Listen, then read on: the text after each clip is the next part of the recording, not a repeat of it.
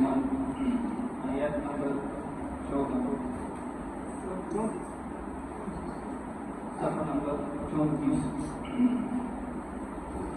أعوذ بالله من الشيطان الرجيم بسم الله الرحمن الرحيم ووصينا الإنسان بوالديه حملته أمه وهنا على وهن وفصاله في عامين أن اشكر لي ولوالديك إلي المصير صدق الله العظيم.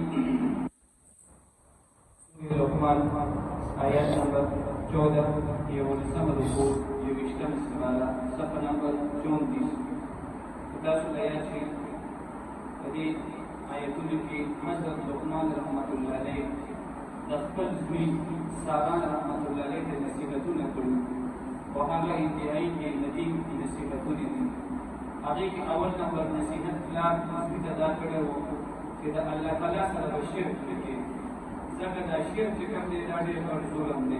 الله دې موږ تاسو د شرک نه ساتي. دویمه چې کوم دی الله رب العزت ته اوس د مور او پلار حق بیانوي چې بچي ته پکار دا دي چې د مور او پلار چې کوم دی عزت احترام وکړي.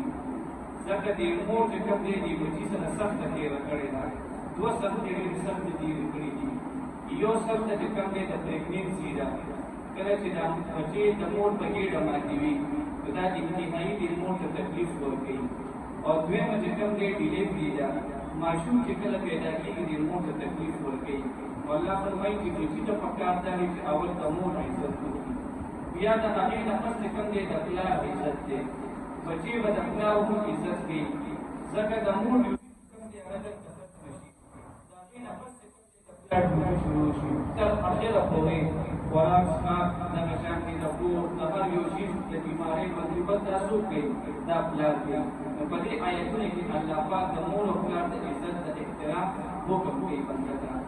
او دویمه خبره الله رب العزت بیا مور ته کوي اهمه ذمهداري دا ده چې دا به تر څلېرویشت میاشتو پورې دې بچي ته به خپل پی ورکوي. څلېرویشت میاشتو پورې دا د دې بچي په دې مور باندې حق دی. اوس په دې کې کوم دی بیا طبي مسله ده. که یو مور داسې وي چې د هغې بدن کمزوري کېږي یا بچي ته خوراک نشي ورکولی نو هغې کې کوم دی بیا موږ ټول طب ته ځو. د ډاکټر اجازت ورکړي چې بهی دې ماشوم ته دې بس یو کاله پورې مور پی ورکړي یا ورته اجازت دی. او که ډاکټر ته اجازت ورکړي چې بهی دا بچی به مور به ورله خامخا 2 کاله پی ورکړي نو موږ به د ډاکټر په وینا باندې مخکې په دې کې حکم چلو. نو په دې کې دا 3 احکامات دي. یو د مور د عزت، دویم د پلار د عزت، او دریم مور د حکم ووصينا الإنسان حکم وکړو انسان ته بوالديه د پلار په مور په هکله کې حملته کړی دی د مور وهن علی وهن ضعف په ضعف باندې وفصاله او کینا داسې ده دی فی عامین په 2 کالونو کې دي ان شکر چې تاسو شکر وکړئ چې شکر وکړئ دي زما ولوالدیک او د خپل د مور او پلار الی المصیر او هم زما طرف ته واپس راتلل دي.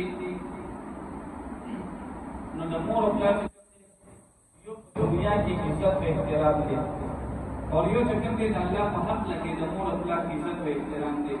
د مور او پلار بچی ته د الله په حق لګي حکم ورکړي نو بچی به د مور او پلار خبره مني. او که چېرته مور او پلار بچی ته الله تعالی په حق لګي د خلاف ورزي وکړي چې الله سره شرک وکړه یا موږ مه کوه او داس مه کوه الله فرمایي چې په دغه صورت کې به بچی به د مور او پلار خبره به